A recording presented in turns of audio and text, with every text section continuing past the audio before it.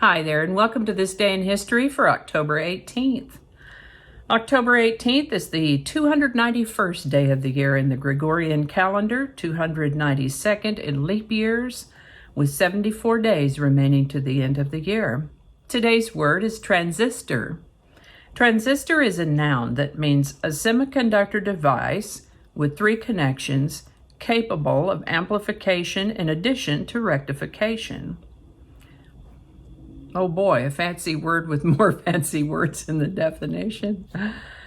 Okay, well then, some bonus words today. Semiconductor is a noun that means a solid substance that has conductivity between that of an insulator and that of most metals, either due to the addition of an impurity or because of temperature effects. Devices made of semiconductors, notably silicon, are essential components of most electronic circuits. And rectification. Rectification is a noun that means the action of putting something right, but in this particular context, rectification means the conversion of an alternating current to a direct current. Transistor can also refer to a portable radio using circuits containing transistors rather than vacuum tubes. I'd like to take a moment to mention that links to my research are included in the show notes. Ask you to go ahead and click that like button. Consider subscribing if you haven't already. Feel free to share this video with others. You can do that with a link in your email messaging or social media. There's also a link to my This Day in History playlist in the show notes and also in an iCard on YouTube. Now, if you're watching on Vimeo, it will just be in the show notes, but on YouTube, you can click that iCard to see that playlist. And with that, we're going to start on October 18th in the year 320, when the Greek philosopher Pappus of Alexandria observed an eclipse of the sun. We know this because he wrote about it. There was a significant earthquake in Europe on October 18, 1356, listed as the most significant historical seismological event north of the Alps. This 6 to 7 point magnitude earthquake destroyed the town of Basel, Switzerland. They've rebuilt it since then, though. Boston shoemakers formed the first American labor organization on October 18, 1648. Herman Melville's book Moby Dick was first published in London on October 18, 1851, with the title The Whale. Happy Alaska Day, all you Alaskans. The United States took possession of Alaska on October 18, 1867, after having purchased it from Russia for $7.2 million. As I understand it, that equates to somewhere around 40 cents per acre in today's dollars. This is the birthday of Isabel Briggs-Myers, born October 18, 1897.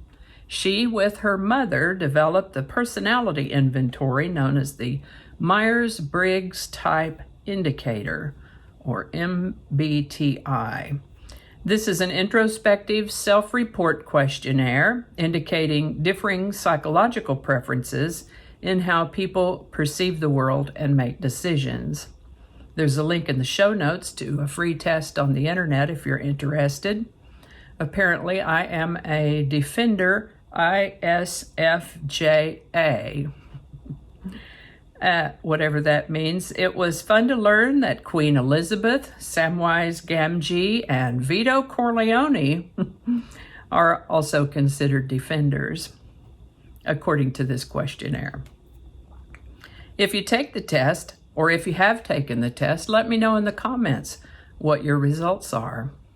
On October 18, 1898, the United States took possession of Puerto Rico from Spain.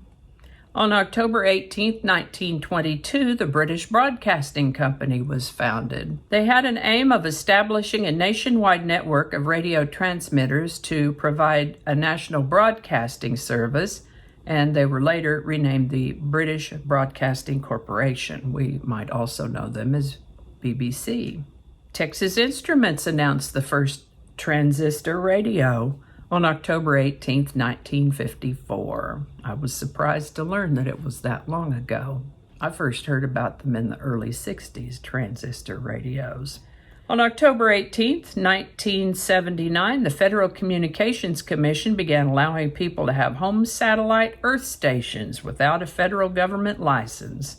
Now, we're talking about satellite dishes that people could use to get the satellite TV. The first ones that were available were very expensive and very large. Neiman Marcus offered them that year for $36,000. And they were nearly 20 feet across in size. In 2020 dollars, that would be about $129,000. I've linked the inflation calculator in the show notes that I used to get that figure. I think you could get like 4 or 5 channels via satellite at the time, but I didn't find out how much it would cost for the broadcast subscriptions. And I guess this one's going to be kind of short today. That is going to do it. And I hope you learned something you didn't know before. I know I sure did. I always do.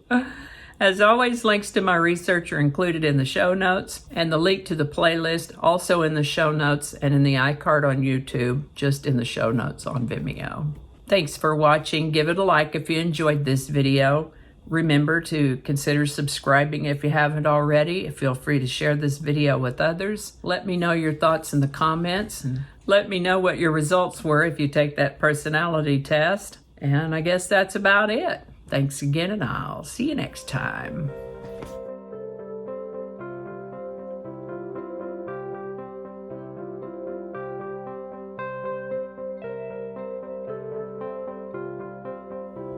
Punctuation is important. Okay, never mind that part. Road noise. Can you hear that road noise? I'm about 1.5 miles or 2 miles from an interstate highway. Okay, let's see if we could just get that all the way through. Wouldn't that be awesome? That sounds like a pretty ambitious project. Okay, just leave that part out. Not the first day, but the birthday. I guess the birthday is the first day. This is what happens when you don't clean up your script. I might leave that part out. I don't know how all that's going to go together, or if it's even going to make it to the video. We'll just see. That's not going to go. Yeah, we're going to cut those out. Now, that'll all be laying on the cutting room floor. So I'll just do that whole thing over. That might not make it into the video. We'll see. Changing it up.